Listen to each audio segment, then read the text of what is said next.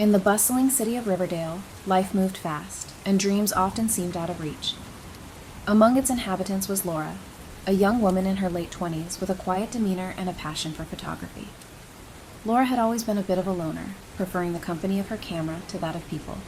She worked as a freelance photographer, capturing the beauty of the ordinary, sunsets over the river, children playing in the park, and the fleeting moments of joy in the city's hustle. One rainy evening, as she was rushing home after a long day, Laura's umbrella flipped inside out, leaving her drenched and frustrated.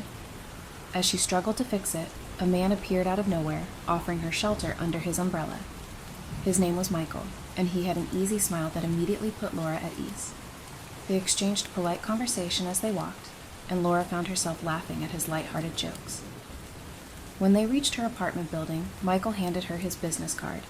He was a writer, he explained, and he was working on a new project that involved photography. Intrigued, Laura accepted the card, promising to think about it. That night, as she dried off and warmed up, she couldn't stop thinking about their encounter. There was something about Michael that intrigued her, something she hadn't felt in a long time. A few days later, Laura called Michael, and they arranged to meet to discuss his project. Over coffee at a small cafe, they brainstormed ideas, and Laura found herself captivated by Michael's creativity and passion. He proposed a collaboration, a photo essay capturing the untold stories of Riverdale, from the hidden corners of the city to the people who lived on its fringes. As they worked together, Laura and Michael grew closer. They spent hours exploring the city, talking about their dreams, fears, and the things that made them who they were. Laura found herself opening up to Michael in ways she hadn't with anyone else. She began to see the world through his eyes, finding beauty in the mundane and the extraordinary in the everyday. Michael, in turn, was drawn to Laura's quiet strength and her ability to capture emotions through her lens.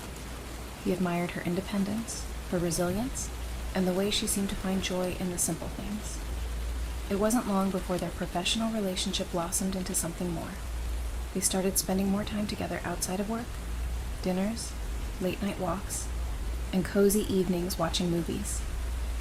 For the first time in years, Laura felt truly happy.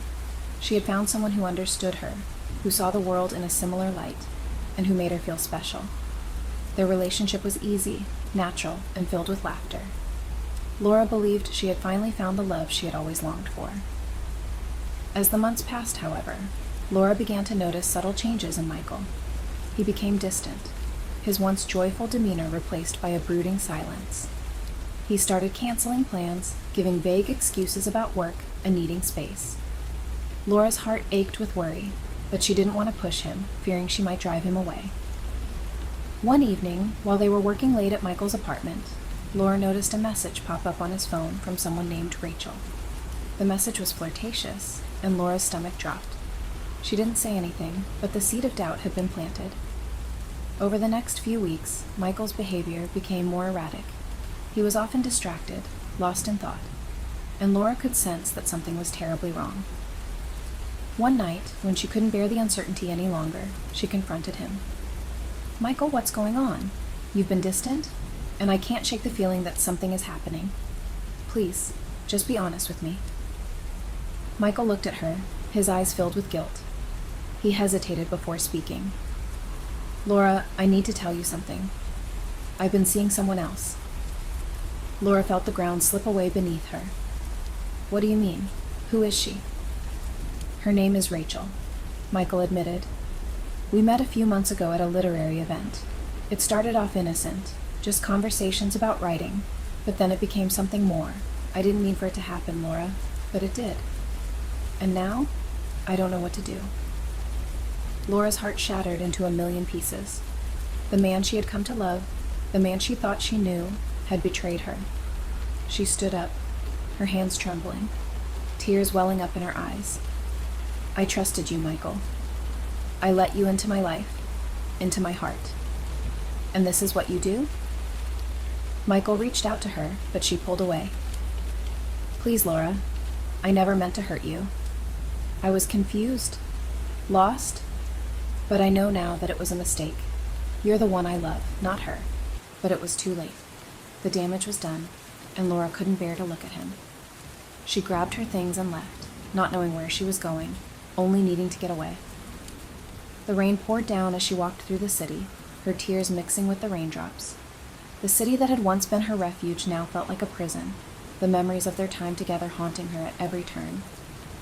In the days that followed, Laura withdrew into herself. She couldn't bring herself to pick up her camera, couldn't find joy in the things that once made her happy. Her friends, sensing her pain, tried to reach out, but Laura kept them at a distance. She needed time to process, to heal, to figure out what her next steps would be. One day, as she sat alone in her apartment, staring at the walls, Laura received a package in the mail. It was from Michael. Inside was a letter and a small box. With trembling hands, Laura opened the letter. "Laura, I know I don't deserve your forgiveness, and I understand if you never want to see me again. But I couldn't let things end without telling you how much you've meant to me. I made a terrible mistake, one that I regret more than anything. You were the best thing that ever happened to me, and I threw it all away. Inside the box is something that belongs to you. A pendant I had made, inspired by your photography. It's a reminder of the beauty you bring into the world and how you've changed my life. I'm sorry, Laura. I hope that one day you can find it in your heart to forgive me. Michael."